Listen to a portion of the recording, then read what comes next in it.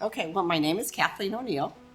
My official job title is business manager, which I do that, but I also run Splasher Pub. So I teach dogs how to swim. First of all, there's no days that are just the same. That just doesn't happen because, like humans, every dog is different. They also have good days and bad days. But throughout the day, it's different. I do laundry. I go over to the train side and I help them if necessary. I walk dogs if necessary. I do the books, I do the payroll, just depending on what day. I clean. And first, you do all the reservations, so you have to keep the schedule. When the dogs come in, we make sure that they're okay.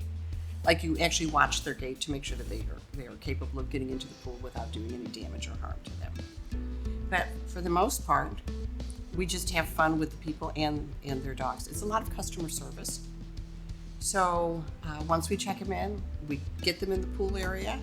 We fit them for a life jacket. If they've been swimming before, off they go. If they don't know how to swim, that's when really the fun begins, is because you have to teach them how to swim.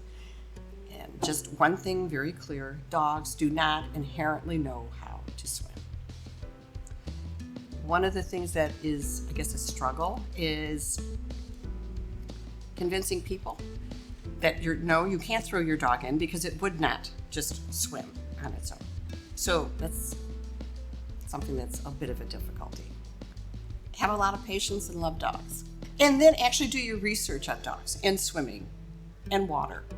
And find a place that does this. Go to a local shelter. You have to know your dogs. You have to understand their body language because you need to understand when to back off. The dogs have a blast here. They start crying, like when they turn, they know they're coming here. They're like, oh my God. And they come in and they wiggle and they greet you. That's the fun part here. This is Disneyland for dogs. The downside, the downside to this is that when you lose one of your dogs, I just lost one that I swam. He was 14 years old. And then a few months ago, I lost Kate, another one. I had been swimming her for 2 years. So that's the downside. You get very, very attached to these dogs and to their families. So when you lose one, when they die, it hits you too. I mean, I wouldn't change it, the experience of being part of their life. But yeah, that's the downside, I guess.